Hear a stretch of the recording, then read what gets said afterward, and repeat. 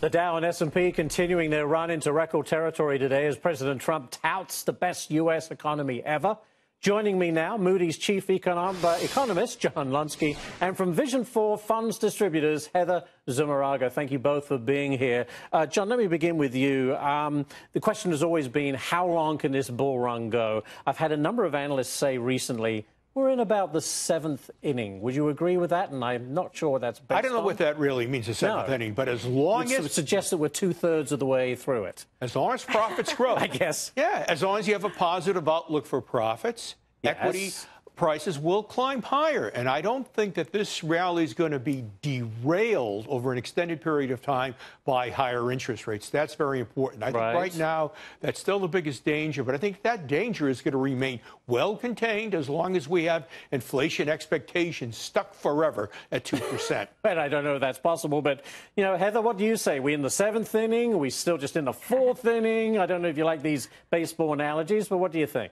Sure. Well, we'll be in the first inning if we get some of these trade disputes resolved between NAFTA and China and the U.S. as well. And it seems like the markets are getting used to trade tensions also. And the Federal Reserve is set to hike rates next week. Despite all of this, the markets are still setting new records. President Trump just saying that the U.S. economy is booming. So perhaps if we get some of the trade disputes resolved, maybe we're in the first inning. Well, wouldn't that be something? John, what about that? The trade tensions have really been shrugged off by these markets. If, in fact, we do get deals with Mexico, Canada, and the biggie China, if we can get that all done, are we up another leg or two?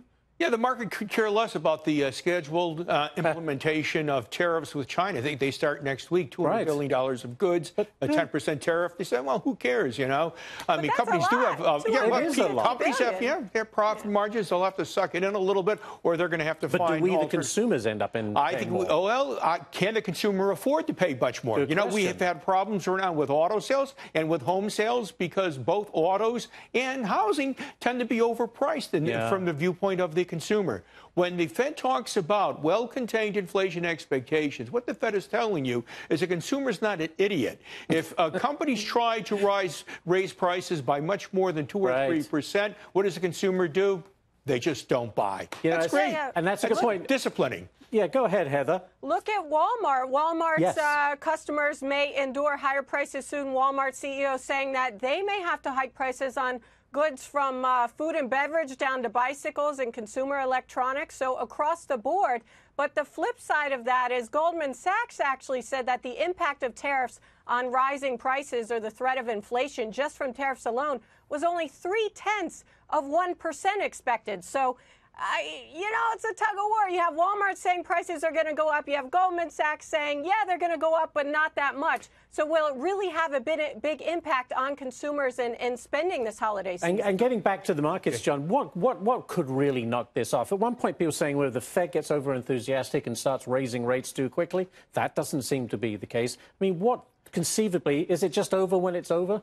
I think the only thing that would knock this market down is suddenly we find out that we've grossly overestimated earnings growth and that, in fact, we begin to become nervous about a possible contraction of earnings. I don't see that happening anytime soon. Ultimately, it's the growth of profits that determine the return from equities. And profits are expected to grow not only this year, not only next year, but into 2020. According to the consensus, they have operating income S&P 500 up by 10% in 2020.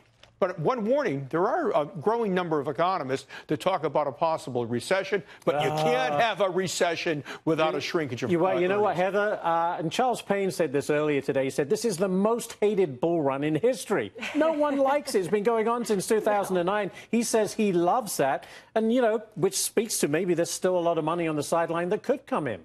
Yeah, markets climb a wall of worry. So the fact that there are still people on the sidelines waiting for this pullback that just never happens is the reason why markets keep going higher. I think people are on the sidelines saying, oh, we're missing out despite trade tensions and rising interest rates. And that's why we keep heading higher, along with strong U.S. growth. And around emerging markets doing very well this week also because the dollar is weakening. So that's helping them. All right. So it could be the seventh inning, could be the first inning. It doesn't matter. We're still in the game, as they say. Heather and John, we're already out of time, but thank you so much.